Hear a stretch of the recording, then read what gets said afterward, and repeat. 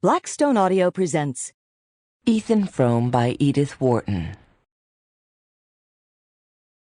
I had the story, bit by bit, from various people, and, as generally happens in such cases, each time it was a different story.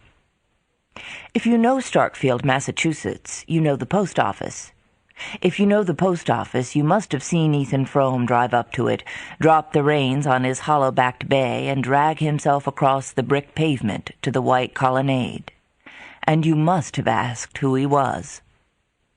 It was here that, several years ago, I saw him for the first time, and the sight pulled me up sharp. Even then he was the most striking figure in Starkfield, though he was but the ruin of a man.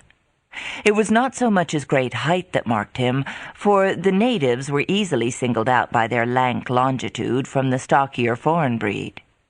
It was the careless, powerful look he had, in spite of a lameness checking each step like the jerk of a chain. There was something bleak and unapproachable in his face, and he was so stiffened and grizzled that I took him for an old man, and was surprised to hear that he was not more than 52. I had this from Harmon Gow, who had driven the stage from Bettsbridge to Starkfield in pre-trolley days, and knew the chronicle of all the families on his line. "He's looked that way ever since he had his smash-up. And that's 24 years ago, come next February," Harmon threw out between reminiscent pauses. The smash-up it was, I gathered from the same informant, which, besides drawing the red gash across Ethan Frome's forehead, had so shortened and warped his right side that it cost him a visible effort to take the few steps from his buggy to the post-office window.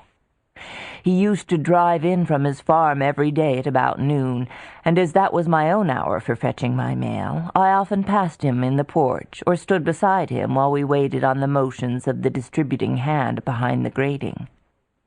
I noticed that, though he came so punctually, he seldom received anything but a copy of the Bettsbridge Eagle, which he put without a glance into his sagging pocket.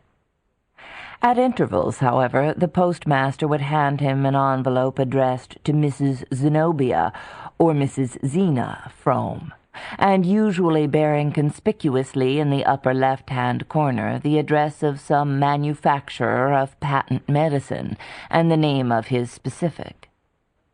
These documents my neighbor would also pocket without a glance, as if too much used to them to wonder at their number and variety, and would then turn away with a silent nod to the postmaster. Sample complete. Ready to continue?